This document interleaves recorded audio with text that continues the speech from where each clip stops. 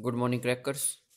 अभी जो हमारा ये लास्ट लेक्चर है ह्यूमन एक्सक्रीटरी सिस्टम पे, ठीक है। हमने किडनी के बारे में पढ़ लिया था, लंग्स के बारे में पढ़ लिया था, क्योंकि ये दोनों ही एक्सक्रीट करती हैं। किडनी ही हमारी यूरिन को एक्सक्रीट करने का काम करती है। फिर हमने लंग्स का भी देखा था, है ना। सिमिलरली आज जो किडनी एक्सक्रीट करती है ना, उसको यूरिन यूरिन के फॉर्म में करती है। तो आज यूरिन की हम डिटेल में देखेंगे कि यूरिन क्या है, इसके कंपोनेंट वगैरह क्या हैं, इसका कलर वगैरह कैसे होता है, इसकी स्मेल वगैरह किसकी वजह से है। तो ये सब टॉपिक हम आज कंटिन्यू करेंगे और ये लास्ट लेक्चर होगा हमारा ह्यूमन एक्सक्रीटरी सिस्टम का। ठीक है, तो अभी चलिए स्टार्ट ही करते हैं। तो जो हमारा टॉपिक है वो है यूरिन। ठीक है, यूरिन का टॉपिक है। ये हमारा एक्सक्रीटरी सब्सटेंस है ह्यूमन का।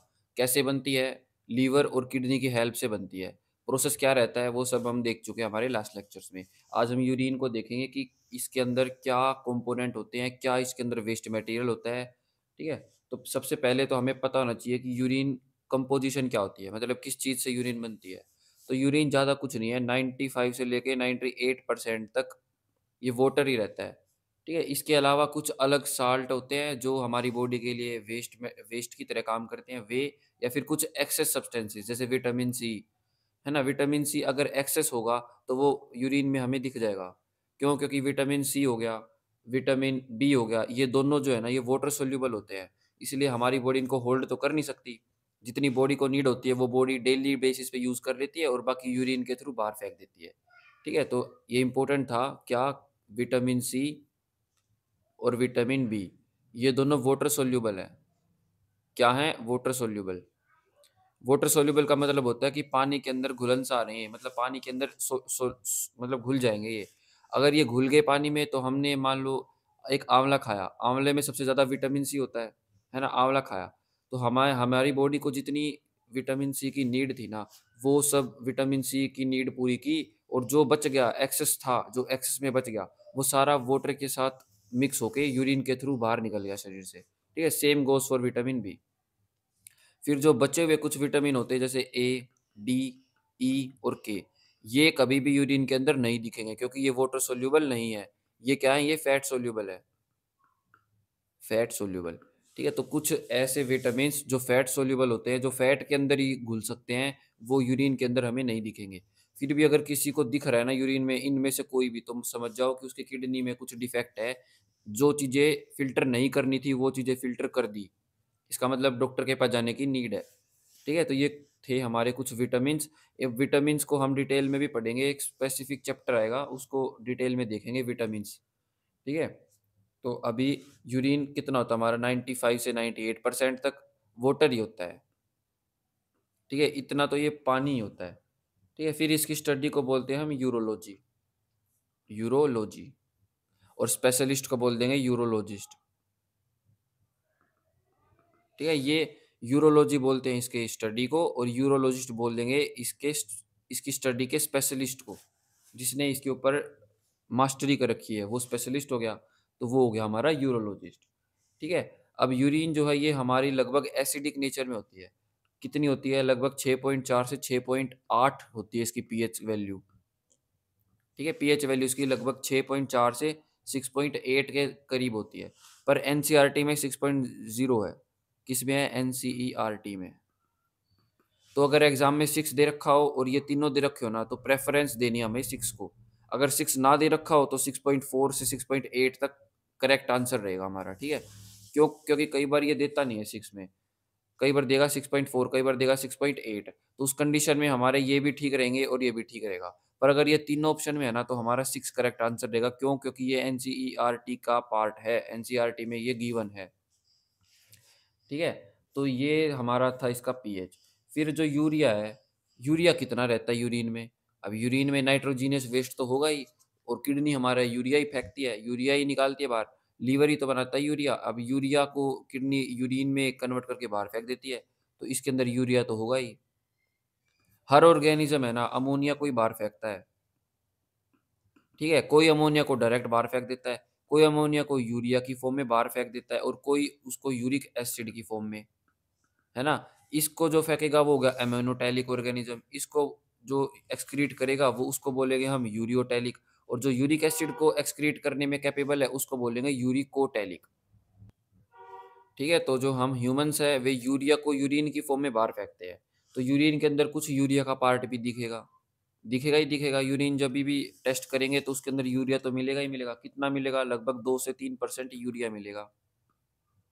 2 से 3% यूरिया मिलेगा, या फिर हम कह सकते हैं 25 से 30 ग्राम। इतना इतना अमाउंट हमें यूरिया का मिलेगा। किसमें मिलेगा? यूरिन में मिलेगा। अब ये इंपॉर्टेंट क्वेश्चन है, ये एग्जाम में पूछे जाने वाले क्वेश्चनों में से एक है, इसलिए इसको आप हाईलाइट कर सकते हैं। ठीक है? तो ये हाईलाइट कर लो, स्टार मार्क कर लो। ठीक है? अब कुछ चीज़ें हैं जो यूरिन में और भी मिलती हैं। पहली तो होगी हमारा यूरिया। यूरिया हमें यूरिन में मिलेगा ही मिलेगा। एक्सेस वाटर के साथ यूरिया मिलेगा। और क्या? अमोनिया। सारा का सारा अमोनिया तो हम डायरेक्ट वेस्ट में फेंक नहीं सकते। ठीक है? तो कई बार क्या होता है, हमें अमोनिया का हल्का-फुल्का 0.0 समथिंग परसेंट में हमें अमोनिया भी दिखाई देगा। ठीक है? फिर इसके अलावा यूरिक एसिड, ये भी दिखेगा, और हैप्यूरिक एसिड।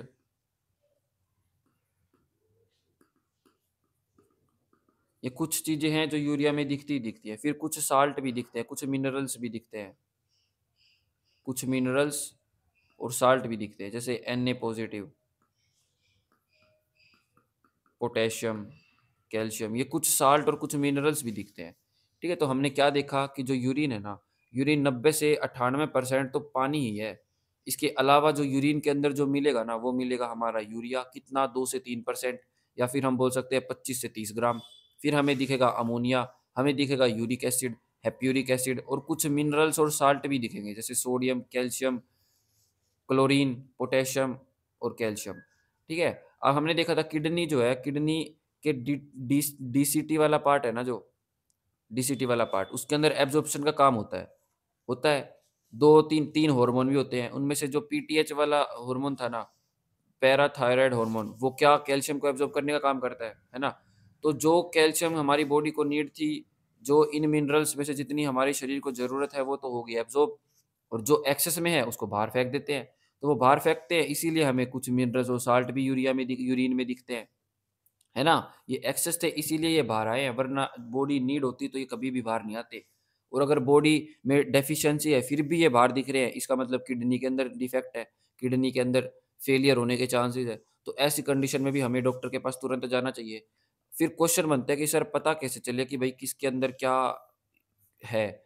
तो ये सब पता है ना, ऐसे नहीं चलता है। ये सब पता चलेगा जब आप रेगुलरली हर मंथ टू हर 2-3 महीने में आप अपने ब्लड को टेस्ट कराओगे, तभी पता चलेगा। वैसे कोई सिम्पटम इसका स्पेसिफिक है नहीं।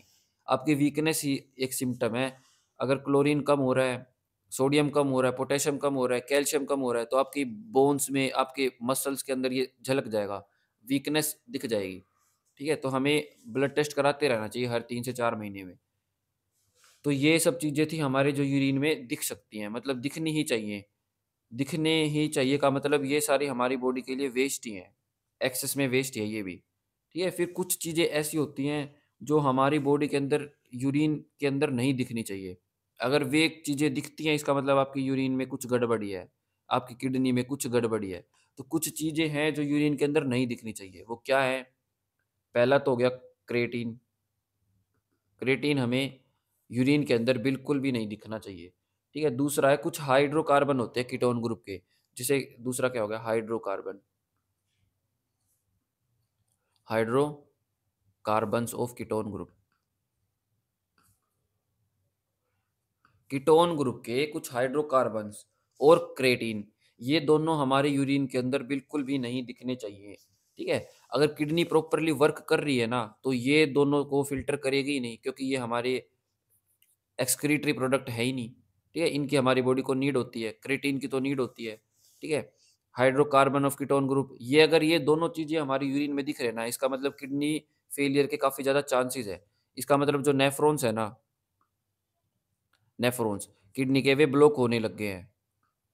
वे ब्लॉक हो चुके हैं, काफ़ी सारे हो भी चुके हैं, और 50% अगर ब्लॉक हो जाए तो किडनी फेलियर हो ही जाता है ना? नेफ्रॉन्स होते कितने हैं? 1 मिलियन होते हैं अप्रॉक्सिमेट, या फिर 10 लाख भी बोलते हैं, है ना?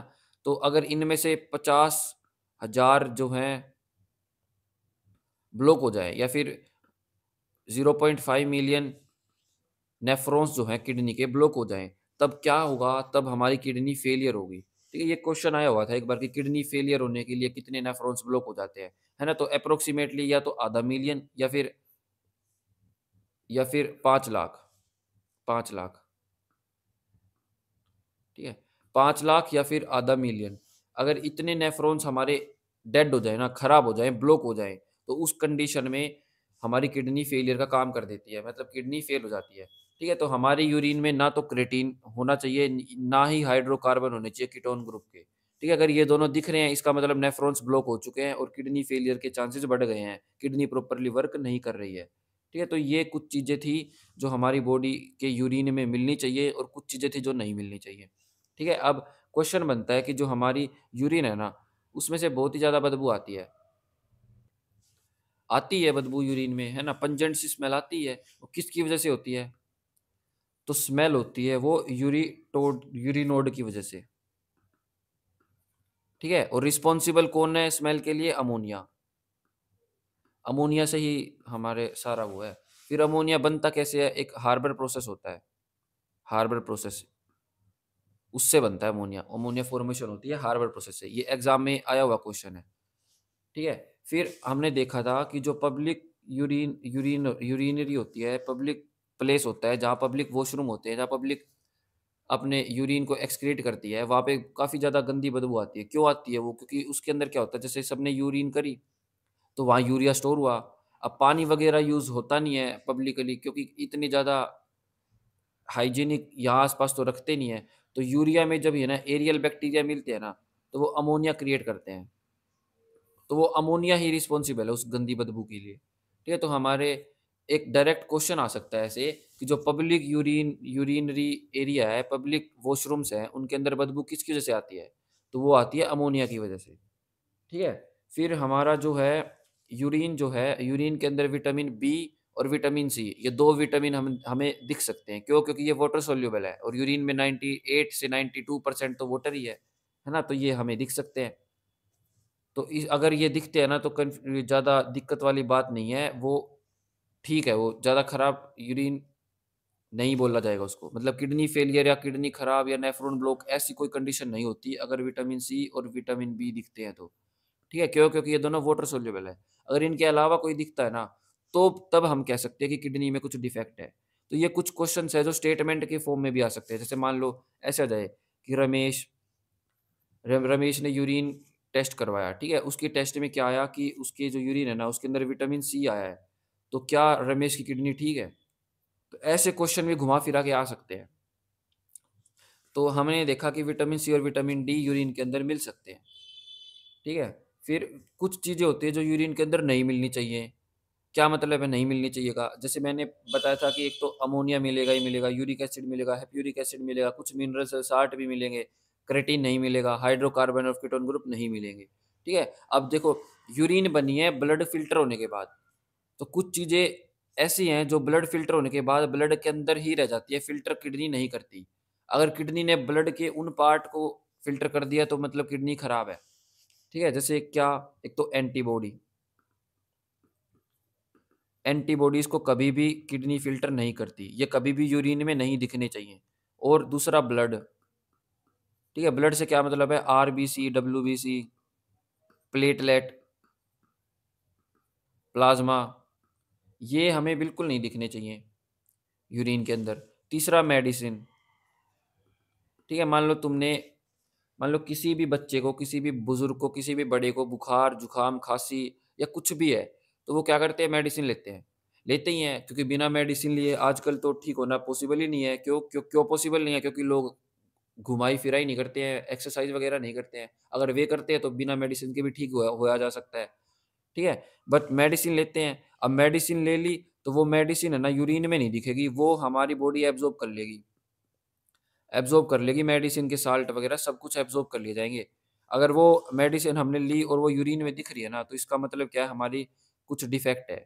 ठीक है? अब क्वेश्चन ये बनता है कि सर, हम जभी भी यूरिन जाते हैं ना तब, और मेडिसिन ले रखी हो हमने और फिर यूरिन जाते हैं, तो हमें स्मेल आती है अलग, अलग स्मेल आती है। तो वो स्मेल तो आएगी, पर यूरिन के अंदर मेडिसिन के कंटेंट नहीं दिखेंगे कभी भी। कंटेंट बिल्कुल भी नहीं दिखेंगे। ये एग्ज़ाम में पूछा हुआ क्वेश्चन है, इसलिए इसको थोड़ा ध्यान से करना क्या? एक तो एंटीबॉडी हमें बिल्कुल नहीं दिखने चाहिए, एक हमारा ब्लड नहीं दिखना चाहिए, आरबीसी, डब्ल्यूबीसी, प्लेटलेट, प्लाज़्मा ये बिल्कुल चीज़ें दिखनी ही नहीं चाहिए, ठीक है? और तीसरा जो मेडिसिन्स हमने ली थी ना, उसके उसके जो कंटेंट है ना, वे बिल्कुल नहीं दिखने चाहिए, उसके साल्ट कभी भी नहीं दिखेंगे, ठीक है? तो ये कुछ चीज़ें थी जो नहीं दिखनी चाहिए। फिर जैसे डब्ल्यूबीसी है, ठीक है? डब्ल्यूबीसी जो है वो डेड सेल भी होती हैं, डेड सेल। डेड सेल्स कुछ दिख सकती हैं, ठीक है? डेड सेल्स दिखने का मतलब है पस सेल्स।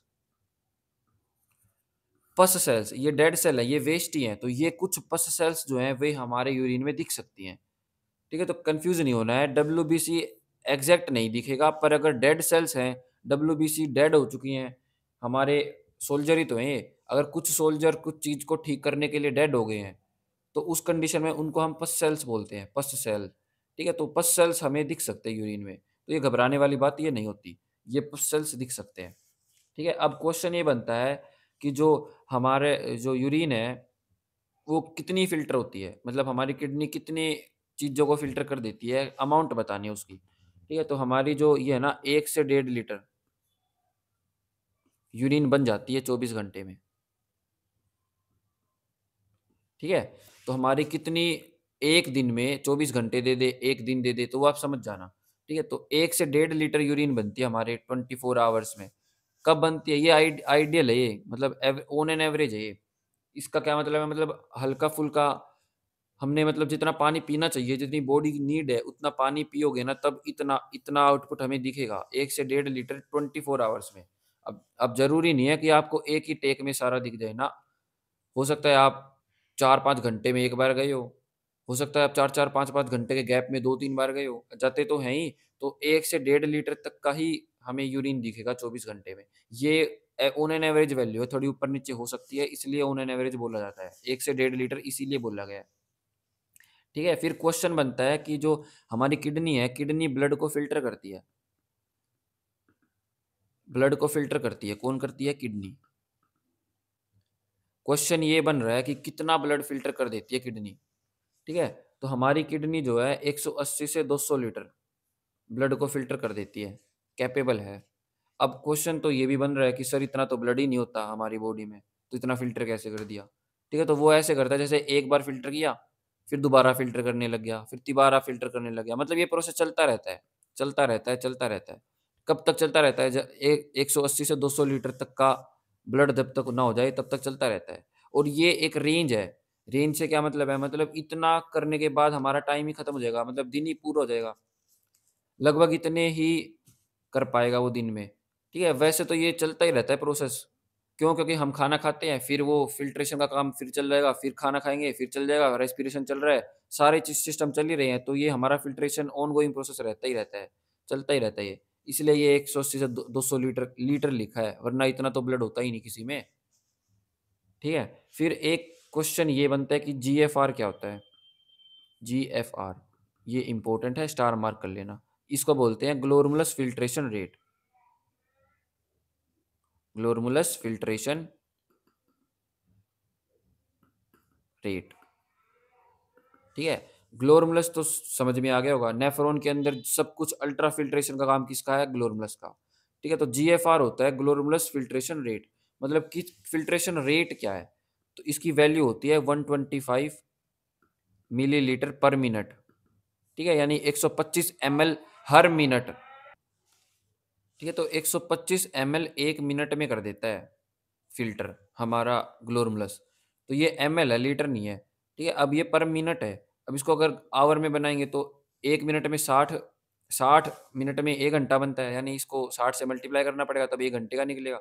तो उसके 125 इंटू में 60 करेंगे तो ये क्या आएगा? ML per hour. कितना होता है ये? ये होता है 7500 एमएल पर आवर। ठीक है? अब ये सारी चीज़ें याद करने की ज़रूरत नहीं है। आप सिर्फ़ 125 एमएल पर मिनट याद रखो, बाकी एग्ज़ाम में जैसे पूछे वैसे-वैसे कन्वर्ज़न करते जाना। कन्वर्ज़न तो इतना हार्ड है ही नहीं, मिनट से घंटे, घंटे से मिनट ये तो ईज़ी सा है। ठीक है? फिर अगर पूछे पर डे तो दिन कितने होते हैं हमारे, मतलब दिन में घंटे होते हैं हमारे 24, तो पर डे के हिसाब से बन गया 180 लीटर। अब यहाँ पे है ना, इसको भी लीटर में कर दिया और इसको भी डे में कर दिया, तो 180 लीटर ही निकल के आएगा हमारा। कुछ भी कर लो, अप्रोक्सीमेट 180 से 200 लीटर ही फ़िल्टर करती है हमारी किडनी पर डे के हिसाब से। ठीक है? तो ये पर डे का था, पर डे। ठीक है? तो ये सब चीज़ें थी जो हमने यूरिन के अंदर देखना काफ़ी इम्पोर्टेंट था, और ये हमारा एक्सक्रीटरी ह्यूमन एक्सक्रीटरी सिस्टम का लास्ट टॉपिक था। ठीक है? अब कुछ चीज़ें हैं जैसे डायलिसिस। डायलिसिस कब होती है? जब हमारी किडनी फेलियर के करीब है, किडनी फेल हो गई है, तो हमारे फ़िल्ट्रेशन का काम कौन करेगा? कोई नहीं करेगा, क्योंकि किडनी करती थी। अब ऐसी कंडीशन में डॉक्टर क्या करेगा कि जो हमारा जिसको भी किडनी फेलियर की दिक्कत है ना, उसको डायलिसिस मशीन पे डाल देगा। उससे क्या होगा? आर्टिफ़िशियल मेथड से आर्टिफ़िशियल मेथड से ब्लड फ़िल्ट्रेशन होगी। ठीक है? उसी को हम बोलते हैं डायलिसिस। तो अभी हम देख रहे हैं डायलिसिस।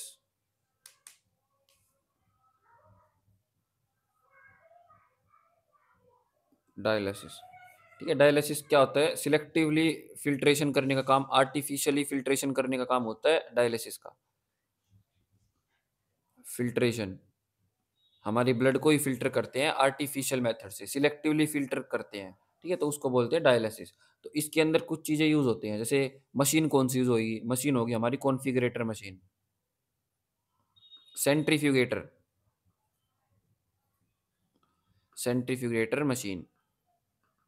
ठीक है? न तुमने सुना होगा सेंट्रीफ्यूगेशन मशीन, काफ़ी कॉमन सा है। ठीक है? तो सेंट्रीफ्यूगेटर मशीन का यूज़ किया जाता है, और इसके अंदर क्या होता है, जैसे तुमने तो नहीं देखा होगा, अभी मैं बता ही देता हूँ।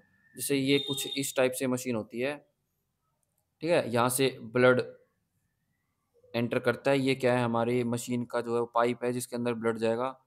ये ऐसे घूमती हैं और फिर यहाँ से फ़िल्टर होने के बाद बाहर निकल जाती हैं। ठीक है? इन पाइप के अंदर से ब्लड फ्लो करेगा। ठीक है? तो ब्लड जो है ना, अनफ़िल्टर्ड ब्लड कहाँ से निकलता है? ये मैं लास्ट लेक्चर्स में करा चुका हूँ। ठीक है? तो अनफ़िल्टर्ड ब्लड कहाँ आता है? हमारी आर्टरी में, है ना? और जो वो है वेन, वेन के अंदर कैसा होता है? Filtered blood.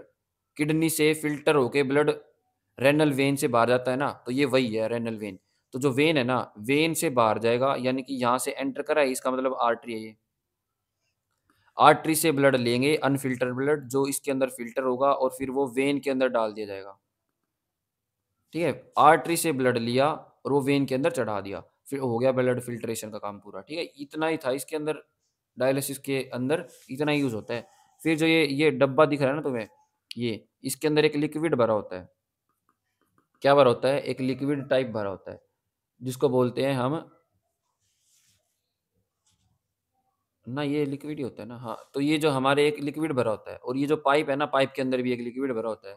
तो जो ये लिक्विड है ना, इसको बोलते हैं हम नाइट्रोसेल्युलोज़। नाइट्रोसेल्युलोज़ भरा होता है। ठीक है? फिर तुमने कभी ध्यान दिया है, जैसे मान लो किसी को कट लग गया और ब्लड का ड्रॉप गिर गया, हमारे ज़मीन पे गिर गया या कहीं पे भी गिर गया। ठीक है? तो क्या उसमें क्या होता है, जैसे 1-2 मिनट तक तो वो ब्लड तुम्हें लिक्विड दिखेगा, फिर वो जमने लग जाएगा, यानी वो सॉलिडिफ़ाई हो जाएगा, पपड़ी जैसा बन जाएगा, हार्ड-हार्ड हो जाएगा। फिर उसको तुम जभी भी हटाओगे ना, तो वो मतलब ऐसे चूरा-चूरा सा दिखेगा। तो वो ऐसा क्यों होता है? तो जो ब्लड होता है ना, वो एक एक टाइप से जम जाता है, यानी फ्रीज़ हो जाता है, सॉलिडिफ़ाई हो जाता है, जम जाता है। तो ऐसा अगर मान लो ये मशीन में हो गया, तो फिर तो मशीन ब्लॉक हो जाएगी, है ना? और वैसे तुमने कभी ध्यान दिया है, हमारा ब्लड बाहर गिरने के बाद ही सॉलिडिफ़ाई हो रहा है। हमारी नसों में, हमारे हाथ-पैरों में ब्लड है, वो क्यों नहीं सॉलिडिफ़ाई हो रहा, है ना? तो उसका रीज़न ये है, क्योंकि हमारा जो लीवर है ना, लीवर हेपरिन बनाता है। हेपरिन बनाता है, और ये हेपरिन जो है, ये ब्लड में मिक्स हो जाता है। ये हेपरिन ही है जो इसको सॉलिडिफ़ाई नहीं होने देता, ठीक है? तो इसीलिए हेपरिन की इम्पोर्टेंस की वजह से इस हेपरिन को यहाँ भी इसके अंदर डाला जाता है, ठीक है? कहाँ से डाला जाता है? यहाँ पे एक और पाइप होता है, वहाँ से हेपरिन को अंदर इंजेक्ट कर देते हैं, ठीक है? फिर वो ब्लड को होने नहीं देता, पिघलने नहीं देता, मतलब जमने नहीं देता। फिर अगर मान लो वो हेपरिन हमारी वेन्स में चढ़ जाए, तो हमारे तो काफ़ी ज़्यादा हेपरिन हो जाएगा। एक तो बॉडी का लीवर बना रहा है और ऊपर से हमने अलग से भी दे दिया। तो ज़्यादा हेपरिन होने की वज़ह से वो कुछ ज़्यादा ही पतला हो जाएगा। इस कंडीशन में भी हमें ब्लड को नहीं लेके जाना है, ठीक है? तो उस कंडीशन में क्या होता है, यहाँ से हेपरिन को वापस भी निकाल लिया जाता है। हेपरिन को रिमूव कर दिया जाता है बिफ़ोर वो वेन्स में जाए, ठीक है? तो ये प्रोसेस रहता है हमारा डायलिसिस में। क्या एक तो जो लिक्विड सा भरा होता है इसको बोलते हैं नाइट्रोसेल्युलोज। आर्टरी से अनफ़िल्टर्ड ब्लड लेते हैं जो कि यहाँ घूमता रहता है और फिर वो वेन्स के अंदर फ़िल्टर होने के बाद चढ़ा दिया जाता है वेन्स के अंदर। फिर इसके अंदर हेपरिन को मिक्स किया जाता है ताकि वो सॉलिडिफ़ाई ना हो। क्या ना हो? हमारा ब्लड सॉलिडिफ़ाई ना हो, फ्रीज़ ना हो। फिर वहाँ से हेपरिन को लास्ट में वेन में जाने से पहले निकाल भी लिया जाता है। ठीक है? तो ये जो था ये सब था हमारा डायलिसिस किडनी के बारे में। ठीक है? फिर एक देखा था हमने क्या देखा था? हमने देखा था लीवर। ठीक है? लीवर को हम 2-3 जगह पढ़ चुके हैं। एक तो ह्यूमन एक्सक्रीटरी सिस्टम में भी पढ़ा था, एक ह्यूमन डाइजेस्टिव सिस्टम में भी पढ़ा था, ठीक है? तो वो सब जो है ना फीचर्स, सब फंक्शंस याद रखना लीवर के। क्या-क्या है? एक तो लीवर का काम है एक्सक्रीशन का, ठीक है? एक अमीनो एसिड को यूरिया में कन्वर्ट करता है ना? फिर उसको ब्लड के थ्रू किडनी में ट्रांसपोर्ट कर देता है, फिर किडनी यूरिन बना देती है, ठीक है? अमोनिया को कन्वर्ट कर देता है। तीसरा ये हीमोग्लोबिन को ब्रेक करने का काम करता है। हमने ह्यूमन डाइजेस्टिव सिस्टम में देखा था क्या कि जो ये हीमोग्लोबिन है, हीमोग्लोबिन को ब्रेक कर देता है। हीमोग्लोबिन को ब्रेक कर देता है, ठीक है? ब्रेक करेगा तो बिलिरुबिन और बिलिरुद्दीन ये 2 चीज़ें मिलती हैं हमें, जो हमारे यूरिन को येलो कलर देती हैं, हमारे स्टूल को येलो कलर देते हैं, है ना? बिलिरुबिन अगर ज़्यादा हो तो पीलिया हो जाता है, ये भी हमने पढ़ा था, जॉन्डिस के रीज़न भी पढ़े थे। तो इसीलिए ये सब इंटरकनेक्ट करके पढ़ते जाना, ठीक है? तो लीवर के लिए फ़िलहाल इतना ही होगा, ठीक है? तो जो ह्यूमन एक्सक्रीटरी सिस्टम, इसके अंदर क्या-क्या एक्सक्रीशन के ऑर्गन हैं? मतलब क्या-क्या ऑर्गन यूज़ होते हैं एक्सक्रीशन में? तो पहला तो हमने देख लिया था किडनी, कैसे होता है पूरी डिटेल में देखा है। फिर हमने देखा था लंग्स, लंग्स को भी पढ़ा है डिटेल में। फिर हमने लीवर भी देखा है, लीवर भी डिटेल में देखा है। फिर स्किन, स्किन जो है स्किन भी एक्सक्रीशन का काम करती है। क्या एक्सक्रीट करती है? एक तो स्वेट, ठीक है? एक वैक्स, स्वेट तो स्वेट ग्लैंड से होता है, वैक्स किससे होता है? सीबम ग्लैंड से। सीबम ग्लैंड होता है ना, सीबम ग्लैंड से हमारा वैक्स रिलीज़ होता है। वैक्स की हमारे इम्पोर्टेंस भी है और वेस्ट, मतलब ये एक एक टाइप से एक्सक्रीटरी प्रोडक्ट भी है और ये यूज़फुल भी है। क्या यूज़फुल कैसे है? ये हमारे वाटर बैलेंस में काम करता है। कैसे करता है? ये हम प्रीवियस लेक्चर्स में देख चुके हैं। जब हमने हमने मस्कुलर सिस्टम पढ़ा था ना, उसके अंदर बताया था मैंने कि वैक्स कैसे काम करता है। सीबम ग्लैंड कहाँ-कहाँ प्रेज़ेंट होता है। ये हमारे बेसिकली फेस में नोज़ वाला एरिया होता है ना, नाक के पास, हमारे फोरहेड के पास सीबम ग्लैंड ग्लैंड होता है। तभी ऑयली-ऑयली सी स्किन बोलते हैं ना टीनेजर्स, ज़्यादातर वही बोलते हैं कि सर हमारी स्किन ऑयली हो रखी है। क्यों हो रखी है? क्योंकि उस टाइम पे एक तो चेंजेज़ होते हैं, एडोलेसेंस वाले चेंजेज़ होते हैं, उसकी वजह से भी, और दूसरा वैक्स, ये वाटर बैलेंसिंग में भी काम करता है। ठीक है? फिर हमने ये हो गया 1, 2, 3, 4 और फिर 5वां क्या था? इंटेस्टाइन। इंटेस्टाइन में भी एब्ज़ॉर्प्शन होता है, ठीक है? जितने भी नॉन टॉक्सिक सब्सटेंस होते हैं, हमारी बॉडी के लिए यूज़फुल होते हैं, वो सब इंटेस्टाइन एब्ज़ॉर्ब करती है। कैसे करती है? इसके 3-4 पार्ट होते हैं ना, इलियम, जुजेनम, डुडेनम और इलियम, ये 3 होते हैं ना पार्ट, जुजेनम, डुडेनम, इलियम, ये तीनों हमने देखे थे ह्यूमन डाइजेस्टिव सिस्टम में। एब्ज़ॉर्प्शन वाला काम किसका होता है? इलियम का होता है, उसका विलाई वाला पार्ट।